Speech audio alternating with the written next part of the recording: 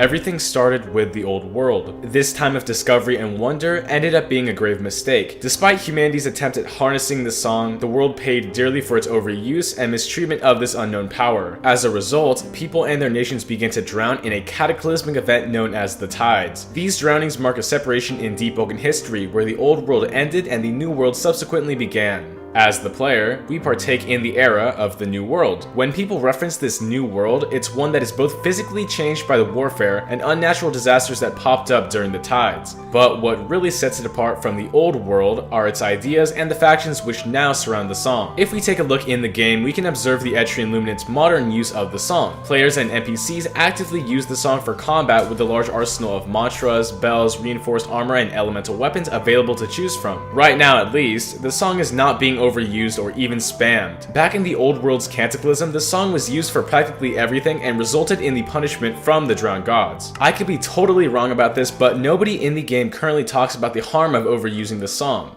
And with that being said, what do we know about the New World? Ironically, the information in-game about early New World lore is very unclear. When Deepwoken dropped, the in-game date was around 1270, and anything before that is a bit blurry. The earliest accomplishment from in-game lore is told through a weapon description. The Pale Morning's tooltip claims it's a replica of a famous Knorr warlord who was known in the 1st century of the New World. Likely, this warlord was associated with the Central Authority. Many Knorrs are a part of this group, and it would make sense for the Authority to be making some commotion. The Central Authority is a massive military force stemming from the Central Illuminant. They can be found all over Deepwoken's world, and it's believed that their expansion relates to their mission of peacekeeping. Not much information is given on this, but their peacekeeping techniques are anything but moral. Their tendencies to torture and stop resistance is shown in-game with the Authority Interrogator skill tree. The Authority's presence is a consistent threat in the Etrian Luminant. Their connections to Starswept Valley and the Summer Company are highlighted with their hive base, Fort Merit, and the soldiers that stand guard with stolen summer technology. What's interesting about the Authority is their information about Etria and its elusive Lord Regent. Currently in Deepwoken, the Kingdom of Etria is in a flimsy position. Their collapse seems apparent, but we're just not there yet. Right now, the King of Etria has disappeared and the mysterious Lord Regent has taken his place. Kenneth, an Etrian guard, questions how Lord Regent obtained his position and is silenced. It's ironic how the Central Authority and Etrian Kingdom fight against each other because both of them use violence to stop protest. The Lord Regent is not a good person. In fact, his intentions are certainly evil. He's a contractor, somebody hiding within the ministry, a cult that worships the depths. One Authority official, Warden Jericho, recounts in his journal that he fears for the Etrians led by Lord Regent, that thing they call a lord. A non-human contractor is what he knows Lord Regent is. It's also implied through the Blindseer text that Seltor is repeating itself through Etris with a seemingly benevolent or good king who helps out the nation.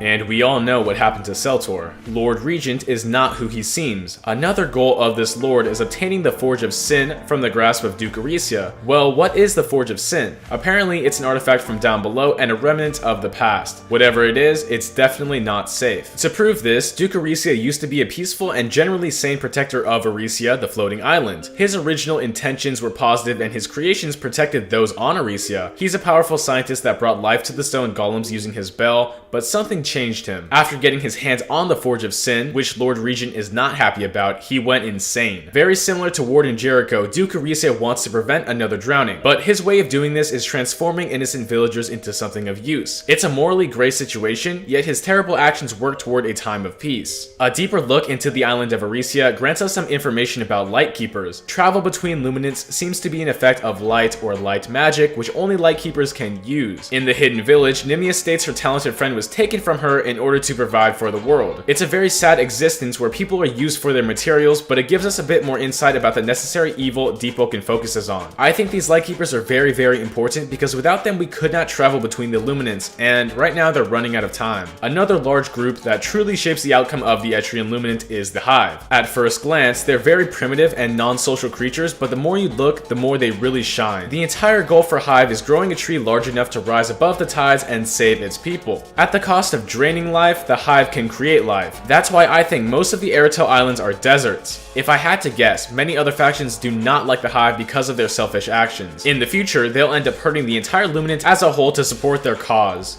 There are so many factions in Deepwoken history, I cannot focus on all of them right now. The Khan Legion has beef with Authority because they broke their Treaty of Peace. Summer Company provides weapons to the Authority with their fairly advanced depths technology. The Song Seekers praise the song. The Pathfinder and Neve are quite peaceful and follow their celestial religions, which I mentioned in the Old World. The Knives of Elise and Ignition Union are hired by the Authority, but they really deserve their own video. And lastly, the Ministry, which Regent has ties to, is obsessed with the depths. Since this video is all about the timeline, that's all I gotta say about these factions, but comment down below which group I should fully cover next time. But now, it's time to talk about the depths. A lot about the depths has been discovered and said during the tides, but in the New World, many people have circulated throughout its layers. One of the larger groups currently investigating the depths are the divers. These divers can range from harmless researchers to professors of the deep to experienced fighters called black divers, which rarely return to the surface. There are many branches within the divers, but their main goal is to research and fight the creatures of the depths. Based off some interactions with aspiring divers and NPCs in the depths, it's a pretty common profession for those that want to explore. All we know is that the depths goes infinitely deeper, and in the New World, many factions want to harness its strange powers and phenomena. 2 in-game Deepwoken events have occurred as a result of the depths. The first being the Sharko Rumbling, which popped up in 1291. The year of winter 1291 marks that fateful night, where the rumbling of a million megalodons thundered in our ears. They laid waste to our homes and what little land we had left to squabble over. Basically, the addition of Sharko bait traps caused insane amounts of megalodons to spawn, destroying everybody in sight. And yes, this is real lore. Following this, in 1320, the Hellbell became available, allowing divers and fighters alike to summon extremely strong monsters of the deep for a chance of enhanced loot and gems. I'm not sure if this is real lore, but it has a special place in my heart.